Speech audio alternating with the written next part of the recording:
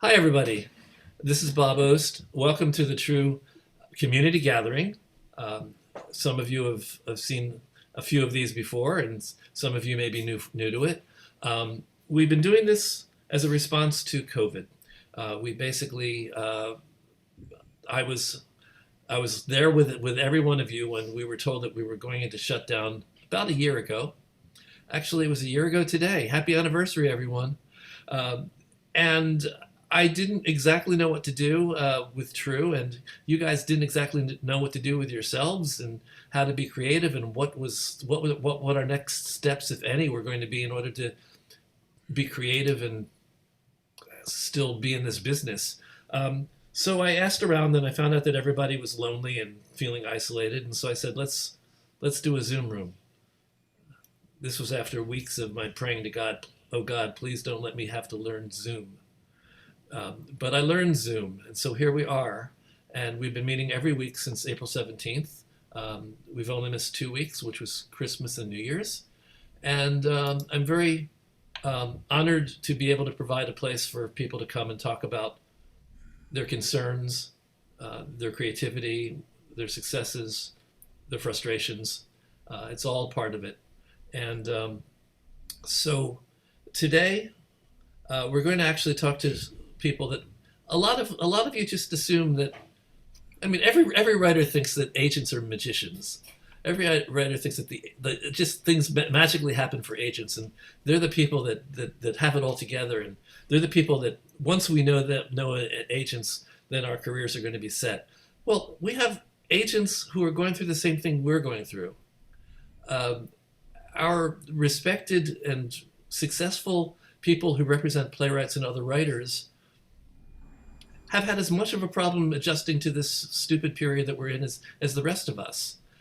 So I want to actually bring them in, and I'm going to unspotlight myself so I can get everybody else in. Let's do this. Okay, there we are.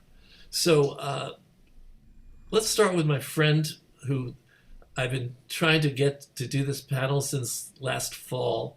Beth Blickers, say hello to everybody. Tell us a little bit about your background and who you are and what you do. Yeah, hi everybody. So my name is Beth Blickers, and I am a theater literary agent at APA. It's a slight misnomer because in the theater I rep playwrights, directors, choreographers, designers, composers. Um, but I also work in film and television, and really the bulk of my work is working with playwrights who are living with one foot in Hollywood and one foot in theater. And I'm sure we'll talk more about this, but that has certainly become the bulk of my work the last 12 months. Um, I have been an agent my entire professional life, although I like to say I have a 401k from every agency in town. And frequently wear sort of a side hat that a couple of you on here know me through a dramaturgical lens and my association with literary managers and dramaturgs of the Americas. And just really happy that I finally pulled out of my depression enough to say yes to Bob and to be here with all of you today. Well, welcome to the world that we're all living in right now. We've all been pulling ourselves out of depression. It's kind of a daily challenge. Um, I want to actually comment. Eric Sirota mentions that he thought that once we all knew producers, our problems would be solved. Yeah, that's the other part of the puzzle that has never quite worked the way we thought it would. Knowing producers and knowing agents sets us for life, right? No, it doesn't. So we have other things to concern ourselves with, and other ways of navigating the business and learning about how to be creative and be productive in theater. Um, I want to introduce everybody, and I'm introduce myself too as well. Samara Harris. Hello, I assume it's Samara. Is it Samara? It's Samara. Samara. Samara. Okay, Samara. I will pronounce it better. It's okay. Hello, Fine. Samara. Hi. Warning, I have a almost 11-year-old daughter who may or may not come in. Just could It's come in loudly. it's the point of like it's the tension building element of every one of these Zoom gatherings. Will the kid come running into the room or not? We Exactly. It's okay. We love it. Yeah. Yeah, so I have been I've been an agent for about 10 years. I was an actor before that. And I represent mostly playwrights, although I do represent some directors. And I've just started working with novelists, essayists, and children's story writers. And let's see. Yeah, I've been doing a lot, I think similar to what Beth is saying. The bulk of my work over the past year has been helping playwrights transition into television and film, as well as some of them into the podcasting world, and as well as into the book writing world. So yeah, thank you, Beth, for the invitation. Well, it's good to have you. Good to meet you. Michael seems to be dealing with somebody at his work right now. Do we have you? Yeah, sorry everybody. I'm happy to do my introduction. Unfortunately, all this notarization paperwork that I needed to do at 3 o'clock got pushed to now, so I really apologize. But anyway, we can I can do a quick introduction. There you are. Now we see you. And there you go. And I'm jealous of Beth's multiple 401ks at all the other agencies. I'm highly impressed that you were able to have 401ks. Clearly, you should have been my agent. Anyway, but thanks, Samara, for asking me. Anyway, I'm Michael Moore. I own Michael Moore Agency. I've been in business at the agency since 2010. Prior to that, I worked for Paradigm. And then prior to that, I had my own management company in Los Angeles for 10 years. And then prior to that, I worked for Universal Pictures as an assistant to the head of motion picture production in the motion picture department. And then before that, I was basically a whipping boy for a manager to A-list celebrities. And if you've ever not read the book, How to Be a Hollywood Assistant, it's filled with horror stories, all of which are true. You survived anyway, it. I survived it. Anyway, so now I like Beth and Samara and Susan. I don't represent actors. It's all, I'm a traditional theatrical lit agent, which is directors, designers, choreographers, music directors, orchestrators, arrangers, and then I do film and TV as well, as we all do. And I don't know, that's about it. That's fine. That's great. We're honored to have you. So let's get right to it. I invite you to be honest and frank with us if you're willing to be. It's up to you, obviously. I also ask everybody in the room to respect the space that we're in, and to just not necessarily talk about anything that's controversial outside of the room, if anything controversial should come up. But what happened to you guys and what was it right away, or was it a gradual falling off of, oh my God, what's going on here? Beth, you admitted to depression, so tell us when it started and tell us how you've worked through it. So it's very funny that everybody's having their 1 year anniversary articles and stories, because I apparently was really convinced there was not going to be a global pandemic. And I didn't actually leave work until March 16th, when the head of HR came in and looked at me and looked utterly shocked and was like, "What are you doing here? You need to go to the grocery store and you need to go home." And I was like, no, it's totally fine. I'll come in next week, once or twice. It'll be totally okay. And of course, by the end of that day, it was very clear I was not coming back anytime soon.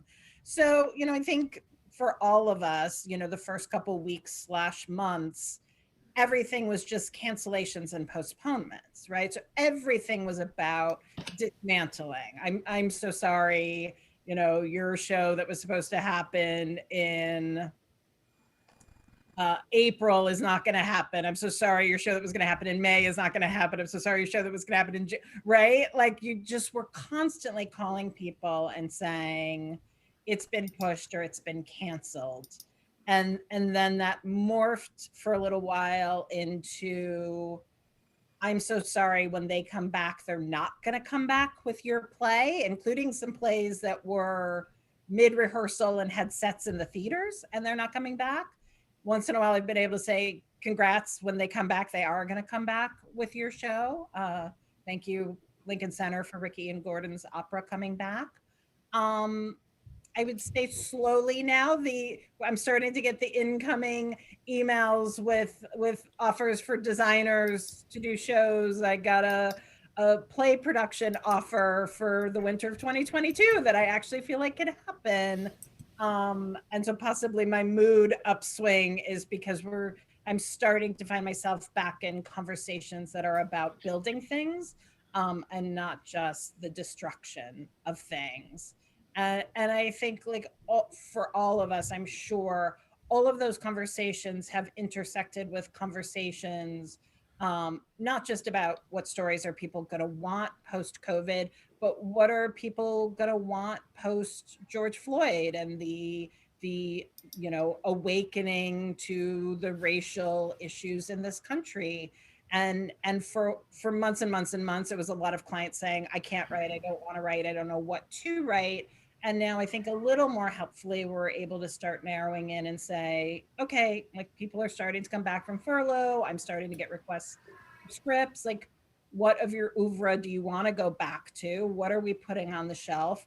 And let's talk about maybe building some new script this year, that we can start to share with people, that maybe feels like in some way, shape, or form, it's responding to this moment that we've all been living through in all of its demarcations of all of the different pandemics we've been going through. Yes, it's true. We've been going through considerably more than just a virus for the past year. Social issues have just been glaring at us in ways that we could have hidden from them before, but they're there, and we can't turn away from them. And it's very interesting that you mentioned the fact that subject matter, maybe subject matter is going to be changing a little bit right now. Samara, how about you? If you can either repeat the story, tell your own version of it, or maybe it was a little different for you.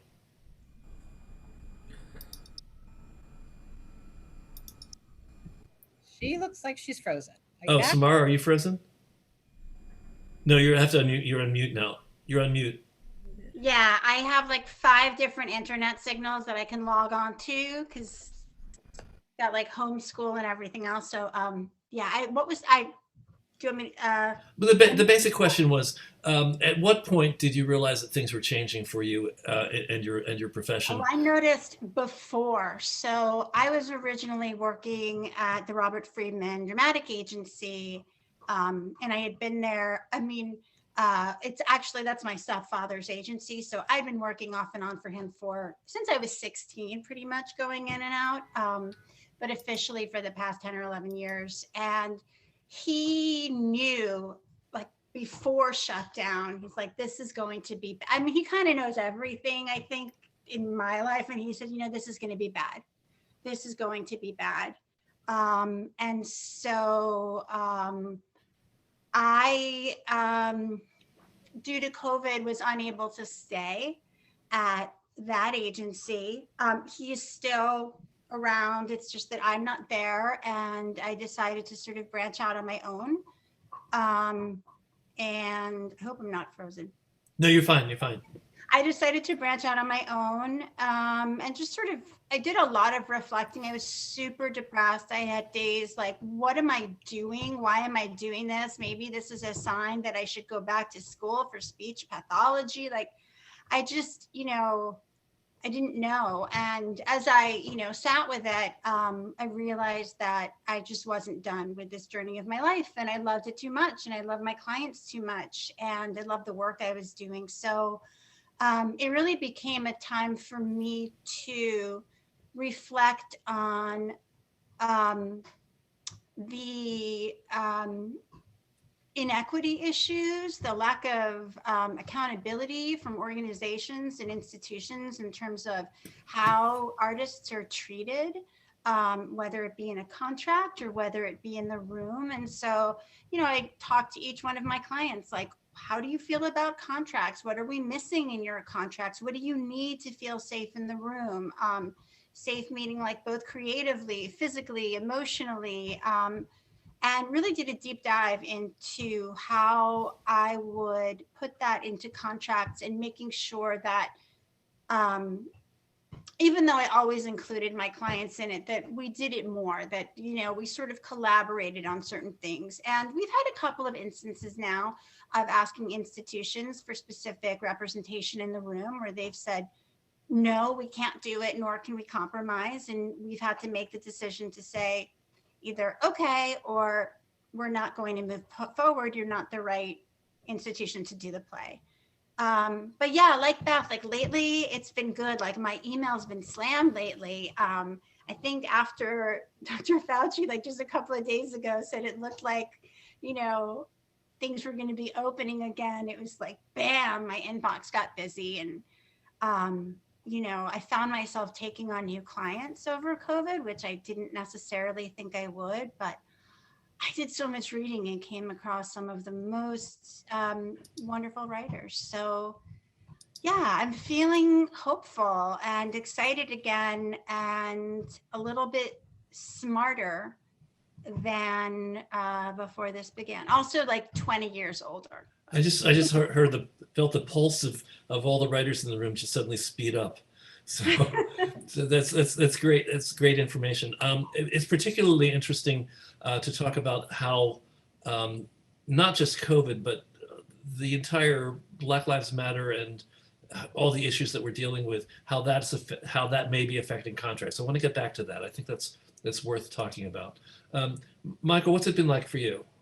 When did you figure out that things were changing and you had to do something or not do something?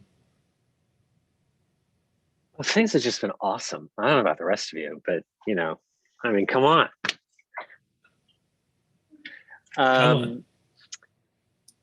So there was there's a demarcation line 365 days ago today. So basically on March 11, right? I think it was March 11. I still represent some of the creatives on 6, which was going to open on Broadway that night. And aren't I smart for getting you on this panel? No, hardly. But anyway, I was sitting in the general manager's office because I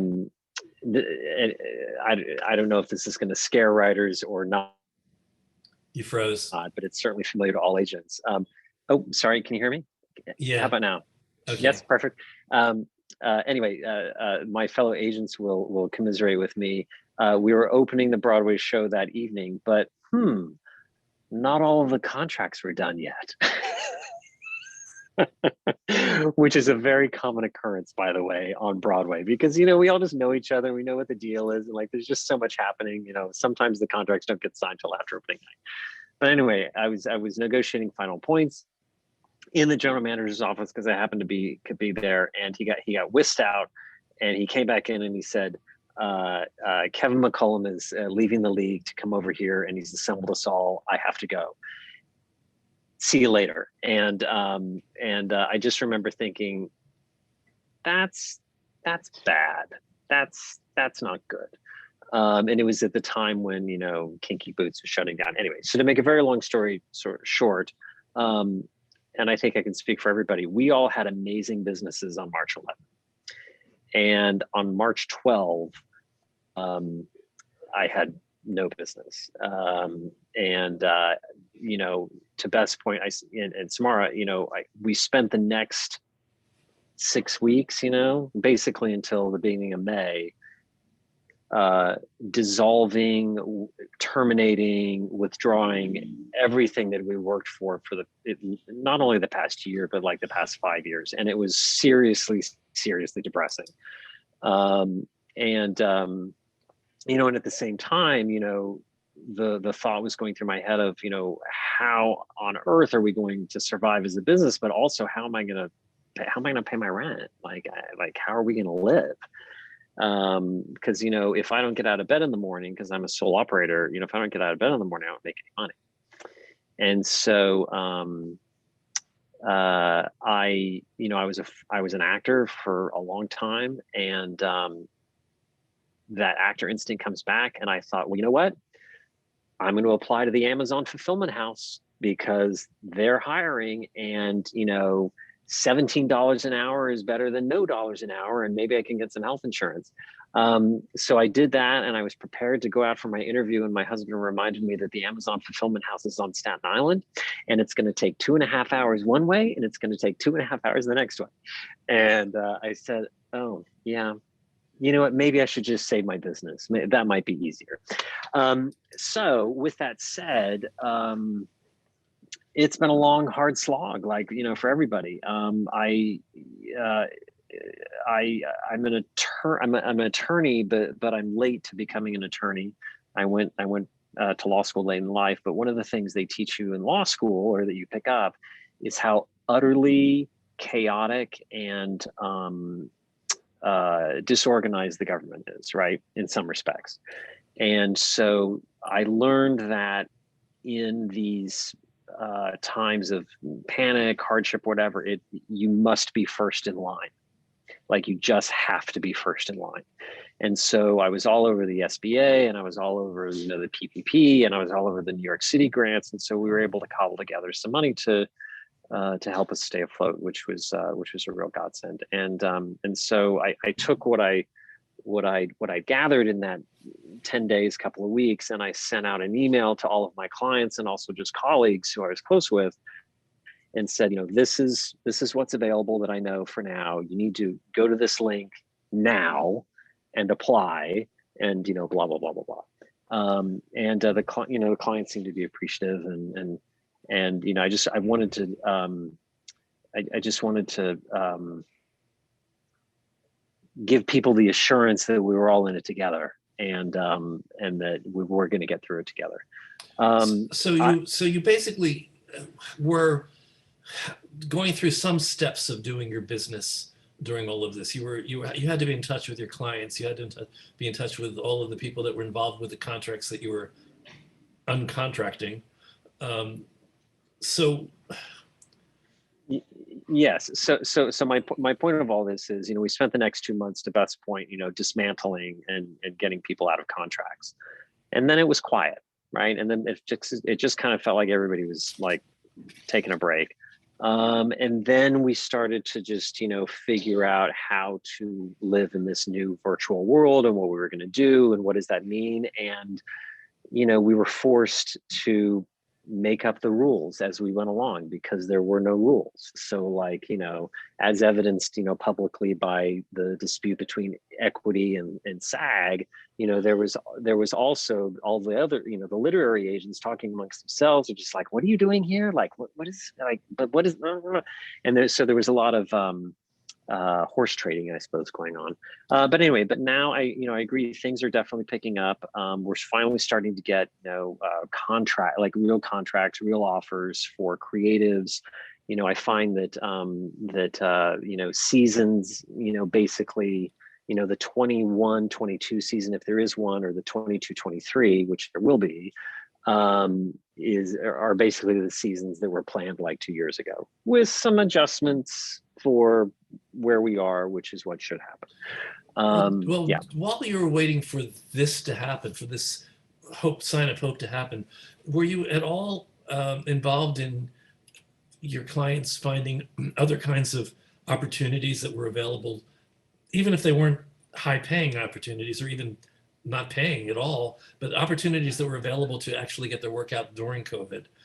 Any virtual? Were you working virtual? Were you working with people on any podcasts? I mean, were you negotiating things that you never thought you'd be negotiating before? Were you involved in any of that? Yeah, I mean, the Zoom negotiation was a new one for me, and excruciating, I think I can say, for everybody involved, not Talk just about that. Tell us about that. Well, it's just for me, I'm speaking personally, right? I find Zoom readings excruciating. They're no fun for anybody. If people want me to see a Zoom reading, I beg them to send me a recording rather than to ask me to sit through it live. but to answer your question, my focus was to try to transition as many clients as I could as quickly as possible into film and television, because there's an insatiable, impatient appetite for film and television at the moment, which I don't think is going to dissipate. And it's theater can only augment that, but that's been my focus, is to just get people into film and television as broadly and as quickly as possible. And then finally, actually, I just, it's sort of a little personal selfish plug. In January, I think maybe this goes, this will give hope to writers who have been, marshaling forward on their own for years and years. I found some underlying material 13 years ago that I just knew should be out in the world, and we finally found a home, and it became the #1 podcast in America in January and February. Well, what was that? It's called The Apology Line, and you can look it up. I won't bore people here, but it's pretty interesting. So anyway, I'll stop talking. Samara and Beth, can you share some of your experiences? Let's look at it from a contractual point of view. Were you negotiating any kinds of contracts during this past year? I mean, yeah, the Zoom contracts were Peter Hagen from Dramatist Play Service. I think you were on that, Beth. He sent out like an email as to what they were doing, and I really had no clue how to create a Zoom contract. So I just emailed him and I said, like, can you send me something that I can use to do these Zoom contracts, because I really don't know what the heck to put in this. And so he did. He sent me their template, and I just started building them from there. There's not a lot of money in what you're going to get. I mean, a lot of them we don't take commission on. If a playwright's going to make $100 for a Zoom reading, I mean, I'm not going to take 10% of that. But I also recognize that playwrights, and rightfully so, like in the beginning, we're super worried about, like, it's out there. Is it going to be out there forever? How do we know it's going to be password protected? This, that, and the other. So, like really checking things carefully. At this point, like I have about 5 different Zoom contracts I go back and forth on. Like I just had to do one right now. And, my client is literally texting me like, yeah, it's fine. It's move forward. It's okay if it's not password protected. Just do it. It's for 2 days. Like it's quick now. It is time consuming.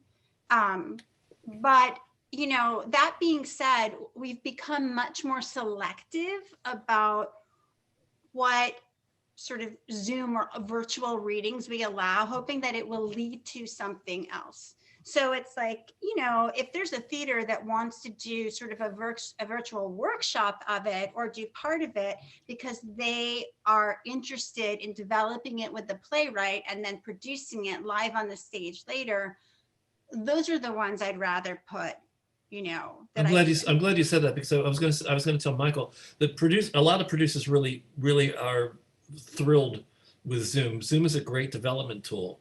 It's basically, producers are able to get a reading in front of an audience. It's a virtual reading, yes, of course, but they're able to get people to see that reading who are all over the country, all over the world. They don't have to fly anybody in. But if it's done well, because if it's not done well, it doesn't serve the play. Everything has to be done well. Right. But I mean, I have seen very few. You didn't see our benefit. I did not. I wept my eyes out at the NNPN. No, that one too, but I think it was the Kilroys, the first sort of like Zoom benefit thing I went to, where I was so lonely and so sad. And it was just a bunch of like weeping women I think you were there, Beth, like all just sort of like, oh my God, I miss women in theater. But yeah, I mean, I've also seen some really creative things done. I think Tamala Woodward directed something. It was like a game show where you had to decide whether or not, Working Theater wasn't the first one to do it, whether or not the person was, 3 people applied to be citizens in the United States. And like the audience was part of the feedback to whether or not, I mean, that was interesting and interactive. I have told clients, like, send me the draft to read. I'm not going to watch your Zoom rehearsal. Like, it's just, that is not going to help me figure out what kind of dramaturgical work we need to do on the play, where it is, where it should go. So, as much as it helps people be able to see it, and bring in other audiences, I think that I'm really excited to be back in the room. Yeah, and it's great to have people coming back and saying like, we are still committed to doing this. We have dates now. We're looking at 2022, which I think is realistic. People were coming back like, okay, beginning of 21, mid 2021. And I would just say like, all right, but I don't think that's realistic. And I just didn't want to blow smoke up my clients' asses like, yeah, it's going to happen, when I've learned to be like pretty pessimistic about it, which I think is more realistic. I'm more realistic in my life than I have ever been before. I'm a Pisces. Realistic doesn't have to be framed as pessimistic.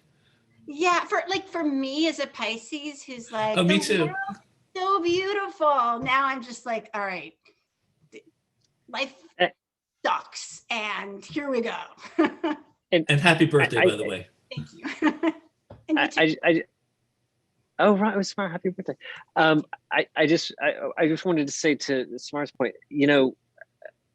listen, personally, I find Zoom readings excruciating, but whatever. And I don't mean to, squash on them, because I do think there is value in like, at least, seeing the work, in the first instance, blah, blah, blah, but the last show that I saw just right before shutdown was The Inheritance. And I loved it. I loved it. And I saw, it was the second time that I'd seen it, and Tony Goldwyn was in it, and it was the perfect match of actor and part. And it was astonishing. That's what I want again. That's what I don't get from Zoom. And that's why I just, we're a live theatrical medium. Zoom, I think, is a Band-Aid for the moment, but we all need to be in the room, because you'll learn in the room, 10,000 things that you won't learn on Zoom. So anyway, that's just on my soapbox. I have a different view, but we'll jump over that. Beth, also, can you weigh in on what it's been like for you over the past year in terms of contracts, and in terms of, in some way, have you been able to keep your clients at all encouraged, or at least sane? Well, they were not sane going into COVID. Okay. They're not going to be any more sane coming out. I mean, I'll co-sign everything my fellow agents said. Like, we were making it up as we went along, right? Huntington Theater reaches out and says, we want to turn Mike Lou's Tiger Style into a podcast. Okay, is that damaging to the play if it's available as a free podcast? Is that free advertisement for that play? How much do you charge for your playwright to do some rewrites on their play to make it podcast friendly? I don't know. Let's make it up. Center Theater Group. But you're hitting on exactly the sorts of issues that we're all curious about. Yes, I will drive towards that. Center Theater Group reached out and wanted to do Angelica Cherie's solo show, Groundation, recorded live in their theater. So all of a sudden you're negotiating the number of COVID tests that your client is going to take each week, and geocaching isn't a thing. So I can't limit the audience that can see that play to just 100 miles around CTG. I have to accept that it's going to play across the country. And again, does that do damage, or is that a sales tool? And so, yeah, all of a sudden we found ourselves taking our template agreements and pulling the travel and housing language out and putting in, did it have to stream live once in the moment? Could it go up on Facebook Live for 48 hours with no password? When did it have to come down? What's a performance if something's available for 72 hours? Is that a single performance? I eventually settled on every 24 hours of availability is a performance. So, and we were constantly trading with other agents of going, my client got announced for this thing and yours did too. What are you doing? Wait, they agreed to that for you? Okay, I'm stealing that. And now like Samara, I've got, kind of my templates that I can use and pull from. But, also most of these theaters were operating on a shoestring budget with a shoestring staff. So if somebody said to you, I've got $100 or I've got $10,000, you were just going to say yes, right? You weren't going to come back and say, I want $125 or I want, 10,500. I will say one of the early saving graces, not sure it's legal, don't come after me, I'm not going to name the theaters, but there were some theaters that took PPP money and converted it to commissions. And it was a really interesting thing to contract for, because it all had to be paid out by like the end of June. So Just so you know, the PPP, only 75% needs to be directed to salaries. So they have 25% that they can play with. yes. I mean, I have it too. I've gotten both my loans. I got the one last year and this year. I think I felt guilty that all my friends in the literary departments and frequently the younger staff members and frequently the more diverse staff members were all the ones that were furloughed, but then they were spending money to commission plays. But it did put frequently within like a 6-week period, the entire commission amount into the playwright's pocket with basically a contract that said, eventually you'll give us a play, right? Because there was going to be no penalty if they don't ever read the play. The money's been received. And I have to say, I have a super productive client who got one who hasn't written a word of it. And I have another client who writes painstakingly slowly. And we're having a reading of his play, the first draft of his play next week. Like he just cranked the play out because somebody said to him, we really like that idea for the play. Here's some money. We'd love to read it. And it was a little bit less the money and more that somebody was saying to him, I want to read the play once you write it. So yeah, we've had to be incredibly nimble and, Audible was really great. And Kate Navin activated the theater program there and got a bunch of commissions out. And so, whether clients converted to teaching online or recording audiobooks or whatever they needed to do. Michael, I loved your story about the Amazon Fulfillment Center, because at one point, Samara and I were on the phone and I was trying to convince her that if this agenting thing blew up in our faces, we would make great wedding planners. Because I was really convinced that either theater agents were going to go the way of the dodo, because who was going to need us for the next couple of years? Just fire all of us. Or there was a moment in one of the Broadway Advocacy Coalition panels over the summer where a young person said, maybe some people need to stand up so other people can sit down. And that was like a punch to my solar plexus. And I continue to wrestle with, do I need to stand up and walk away and let somebody else sit down? No, you don't. We want you. Well, that's kind of you. I want to just let everybody in the room remind you that you can raise your hand virtually and you can ask a question, because something that somebody said must have stirred something for one of you. So we're here to answer your questions and to have a conversation, as well as to just talk about what we've been all going through. So if you can't find your hand raised, write the question in the chat and we'll look for it. Okay. So you seem to feel pretty confident at this point. Elizabeth, did you want to? Oh, you wanted to ask a question. All right. I have a question. Yeah. I agree with 99% of the feeling that Zoom is, extremely inferior, and that we are an in the room event industry. But I would like the panelists to discuss their experience with accessibility now that we've done theater through Zoom. Do you folks think that will translate into maybe new people coming to the theater when this is all over? It's an interesting question. Any thoughts, guys? And gals? I do think in terms of, I think before COVID, we had a lot of theaters not quite saying, but definitely saying, we can't do that play because we already did one of those plays.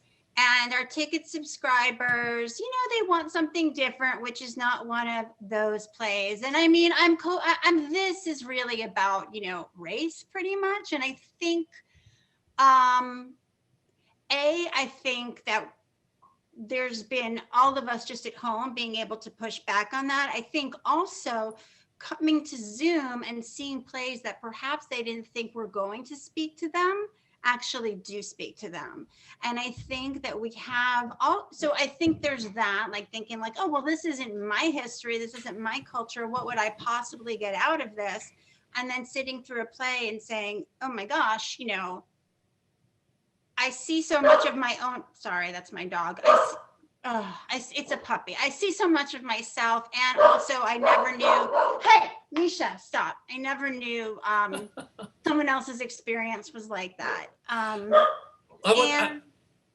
want to go back to the Zoom for a second. I want to suggest, as some other people have sort of implied in the chat, do you think that there's a possibility that now that we've done a year of Zoom, that it might become a part of the overall plan for the development of a piece? Do you think it's possible that we might want to start looking at contracts that include live performance but also streaming? That's a union question, right? This is the question everybody's asking, because although I also tend to find Zoom theater stultifyingly boring, you know, it has created an accessibility for those of us who are tied to Manhattan and may not get on an airplane to see a play reading by a non-client in San Diego, and suddenly I can watch San Diego Reps Latinx Play Festival and listen to the panels and participate online, and all of a sudden that barrier to entry that is physical distance has dissipated, right? And I'm, even if I watch 20 minutes of the play just to get a sense of the writer's voice, that's absolutely been a silver lining for me. And if for no other reason, because of climate change, like maybe we should stop getting on airplanes and flying cross country for a client's 80-minute play reading and then turning around and flying back home, not to mention just our own personal well-being. So it would be nice to think that the unions would make it possible that we could continue to stream either developmental steps, possibly productions. You know, there's a bunch of theaters for 21-22 that want to do a hybrid of live on stage and streaming, so that if audience members don't feel comfortable coming in, they can watch it from afar. That's a great point to bring up, because this is going to be a transition. I mean, we might be coming back to live theater, but it's going to be a transition. It's not going to be boom, we're there. Yeah. So I also want to suggest to the three of you, since you have had such apparently traumatic experiences with Zoom readings, that there are some that are done better than others. And the thing that we've been talking about in the room here for about a year is understanding the medium and creating the reading using the medium well. So not everybody uses Zoom well. And that's sort of making it difficult for a lot of us who are trying to use it better. Bob, I just want to chime in. There's a client of mine who, well, actually, you know, and Beth, you probably know, Jeffrey Richards, who's a Broadway producer, who has been doing these readings, but they're edited. You know, he's actually leaning into the medium, and they're performed, basically taped over 3 days or whatever they are, and then edited. You know, that is much more appealing, because all the kinks have been edited out. And so I'm not saying that Zoom is a lost medium. It's not. I think we just have to figure out how to embrace and work with it, right? So just so you know, when I talk about Zoom readings, I talk about recorded and post-production editing. Those are the ones that I've seen. Those are the ones that I've seen that I think are successful.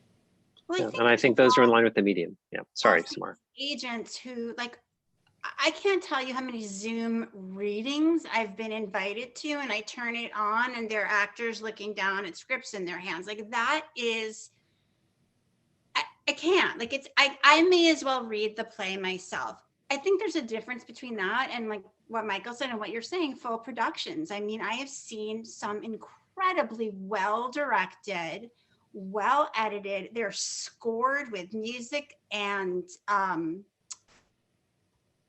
it's riveting. Like, I've actually seen a couple of plays online that I've just not been able to, I can't believe like how engrossed in it I was, but they were incredibly well done. And they were taped, and every actor was off book. No, that's not true. That's what I wanted to tell you.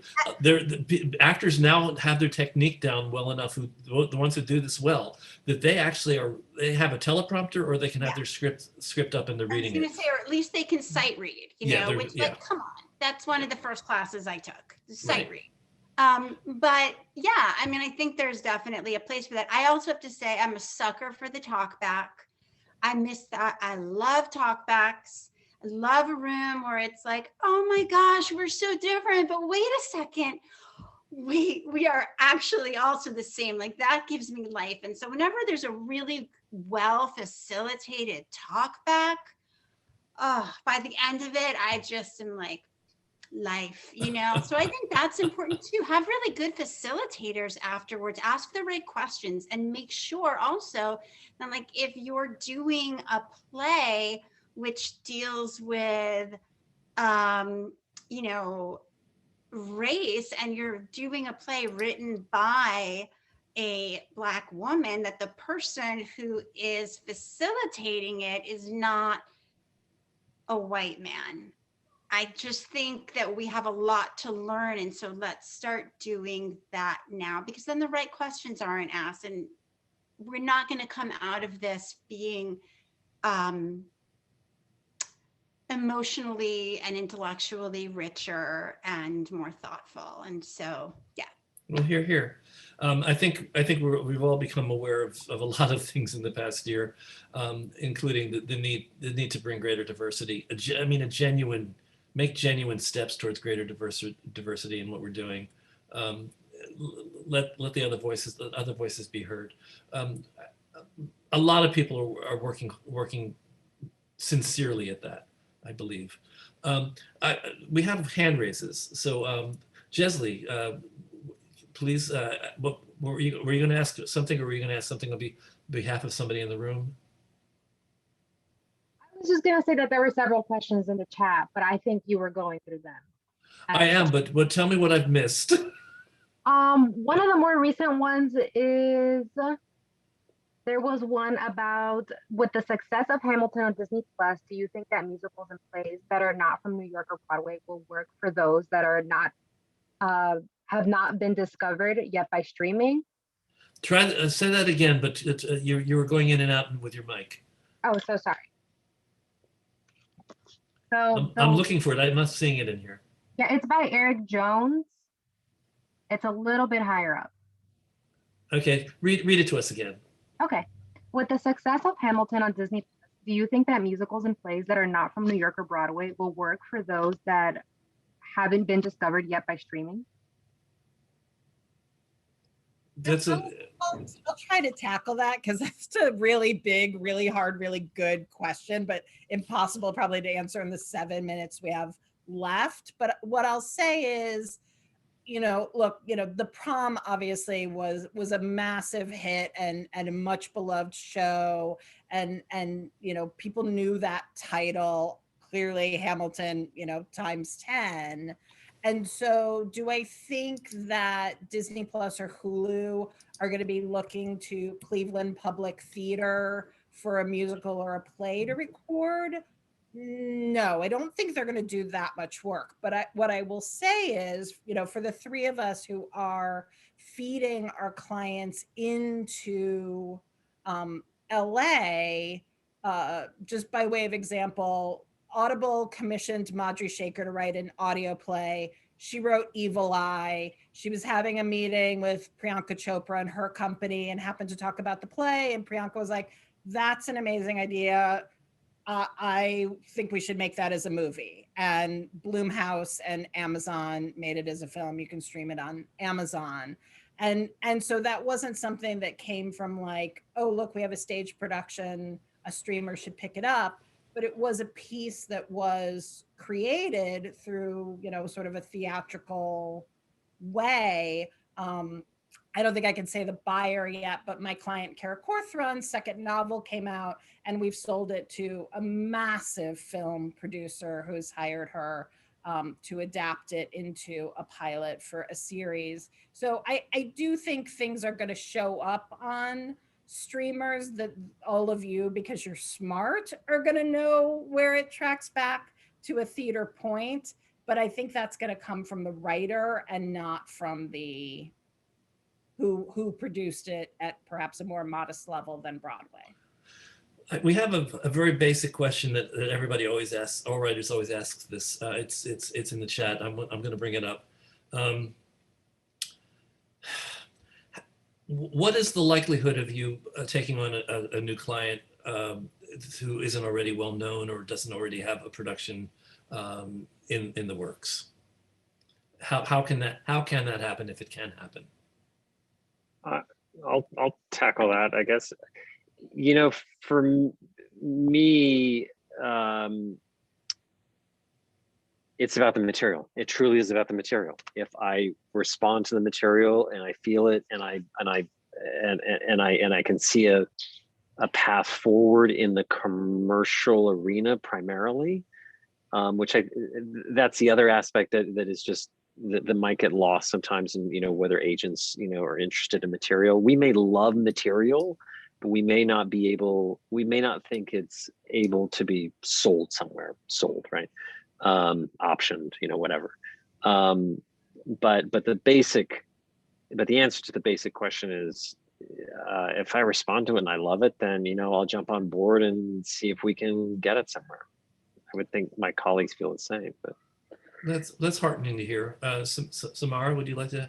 I was going to say, I feel like Beth and I had a conversation about this at a diner, about like what it is that we respond to, and our responses were so different, which led it to like me saying, like, I don't mind when clients cry to me. They can cry to me for 3 hours. We were like talking, but I feel like, yeah, I mean, I think that like I have clients who have come, you know, people leave agencies and come to different agents, and they've have like a whole track record of success, and I work with them. And I have clients who've come to playwriting later in life who have left academia, wrote one play, I've read it, and I just knew in my heart and my head that not only was this a play that I wanted to see done, but I knew that it would be a play, or at least I felt really strongly that this is going to be a play that other people are going to respond to, and I can see it being successful. But I don't think there's a magic answer. I feel, you know, I don't think when people say, when am I ready to get an agent?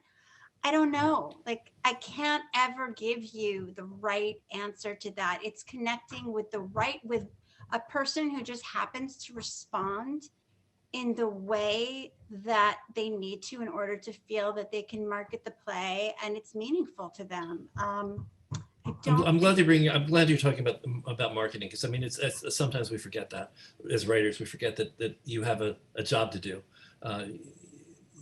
It's very nice that you can be a therapist to a writer, but it's even better if you can actually get a production of their show done somewhere. Beth, did you want to add anything to that? Yeah, I might have just a slightly different answer, just because I have a very, very full client list, and I have an entire LA office that is frequently funneling artists to me that need some kind of coverage for theater, so that, you know, can add kind of another 20 people to my list. So I will say, like, somebody asked, how do you get to us if you don't have a direct connection to make a referral? You know, I recently read for Bay Area Playwrights Festival and read 31 plays for them. And it was a small pittance of all the plays that were submitted for their New Works reading series. But for me, it was a massive number of writers that I didn't know, some of whom live within a mile of me, some of whom live across the country, that all of a sudden there are 31 more plays in my head. I am unlikely these days, the last maybe 5 years, to sign somebody simply because I love the work. I'm looking for somebody that has fans and advocates, that has passed through some of those, you know, barometric pressure organizations, you know, whether it's developmental organizations, educational, producing, something, so that if, you know, Salisa Kulki and Luis Alfaro reach out and both say to me, there's a writer you should pay attention to, I'm going to pay attention. It's just really time consuming to take on somebody that, like, nobody really knows, nobody's ready to produce. So my line has been, you either have to have a major production coming up, or you have to have staffed on at least one TV series in the last 3 years. And if one of those two things isn't true, probably we're not going to engage in a conversation. And look, somebody's going to shout a client at me and be like, that wasn't true of that person. And I'm sure there are exceptions, but by and large, I need a motor under it that I can step into and do something with. Okay, I'm going to move to Eric Rothman. You have a question? And then RK Green. I'm interested in the future. And so I'm interested first in when you think things are you're preparing for. What seasons are you preparing for? Michael mentioned that some of the seasons that are coming up are really already pre-planned. So what are you planning for in the future? And in particular, I'm interested in the new technologies like virtual reality and augmented reality, both as an asset to theater for promoting, and also as a new venue, which is more theatrical than film, more live, more virtual, and on the other hand, it's more broadcastable than film. So it's somewhere in between film and live theater with some of the best aspects of both. What do you think about either the new technology and what's coming in the future? I will say, I think that virtual AR, VR, I'm still trying to wrap my head around it, is definitely something that's coming. We had, Michael, Joe Cattell, we had this massive like AR, VR show that was supposed to open that had so much money poured into it in New York that is now on hold. But I went to a teaser for it and it was wild. I've never been through anything where I actually didn't think it was like tripping. Like I didn't think, and I've never done that. Like I didn't think I was in the room. So I do think that we're going to see more of that. I think that's going to happen for sure. As far as the future, like I can say to you, like, I think 2022, honestly, like, I don't think any of us can tell you for sure what the future is in terms of theater, because,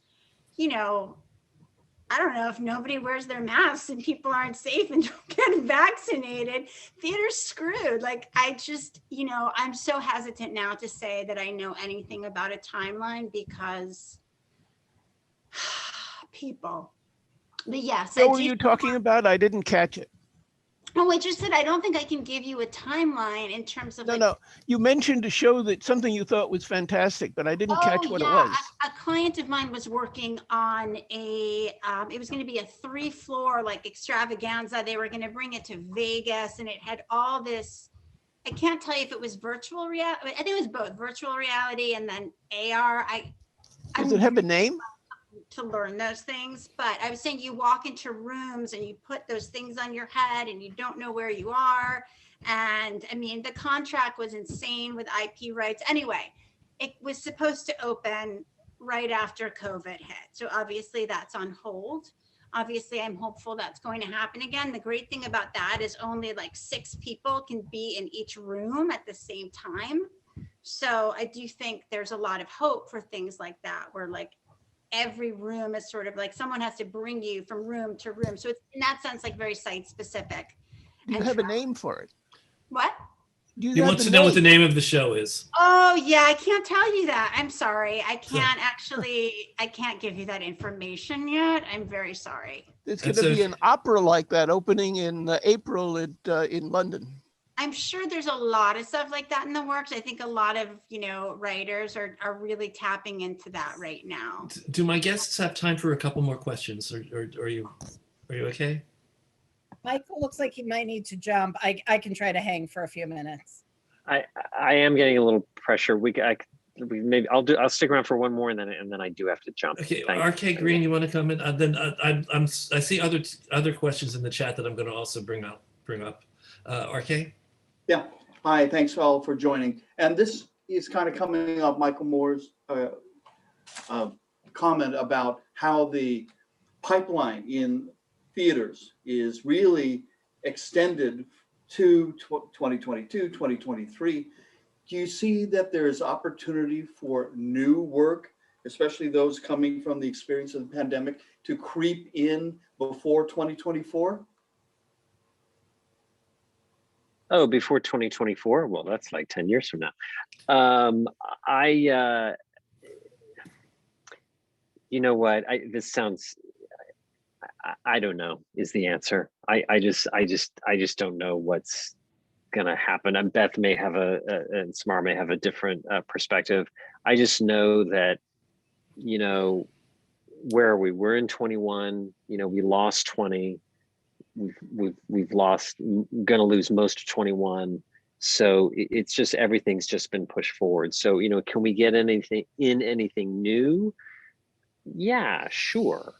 But it's gonna have to be, it's gonna have to fit into what I believe will be a very narrow need for the institution, right? It's gonna have to tick a lot of boxes. The other thing, Michael, that is interesting to consider is that some of the product that was already ready to go may not seem as relevant, and well, some it may things not might seem as drop. relevant.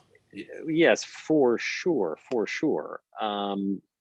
You know, listen, theater's never been easy. I don't think, you know, this is, you know, pandemic is making it any easier. You know, every playwright, new or old, I think needs an advocate. You know, whether that be the artistic director or the literary manager, or maybe, you know, someone from the artistic company on staff there. So yeah, I'm sorry, I just don't have an easy answer. You know, is there the possibility of getting something in new? Yeah, sure. But, you know, what's the wind behind it? What are the other things behind it?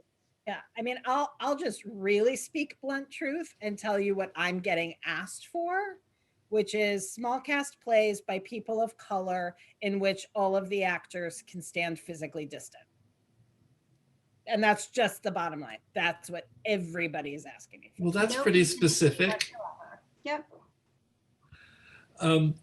The one last question I'm going to ask from Jane Dubin. I hope I'm asking it correctly.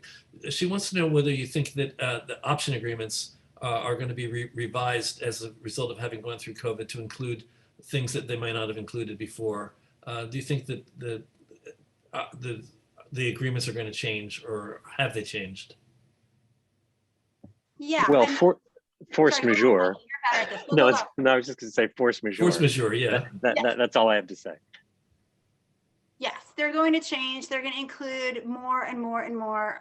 They're getting longer and longer. Now, when you look at like indemnify again, it's like a list of like COVID, pandemic, war, someone beats you up, there's a storm. Like, it's just the contracts are gonna get longer and longer and bigger, and the option people are gonna want more and more because there's so many more platforms.